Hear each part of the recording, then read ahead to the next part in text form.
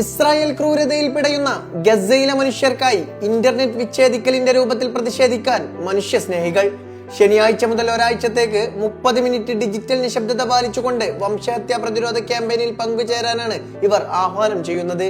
Silence four Gaza എന്ന പ്രസ്ഥാനത്തിന്റെ ഏകോപിത digital ക്യാമ്പയിനാണിത്.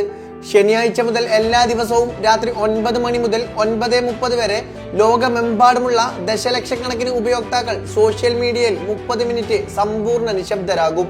ഇതൊരു പ്രതിരോധ പ്രവർത്തനമാണെന്നും ആഗോള ഡിജിറ്റൽ പ്രതിഷേധമാണെന്നും ഇതുവരെയുള്ള ലോകത്തിന്റെ നിഷ്ക്രിയത്വം ഇന്ധനമാക്കിക്കൊണ്ടുള്ള അനീതിക്കെതിരായ ഒരു പൗരന്റെ രോഷമുയർത്തി കാണിക്കാൻ ലളിതമായ മാർഗമാണെന്നും ക്യാമ്പയിൻ പ്രചാരകർ വ്യക്തമാക്കുന്നു.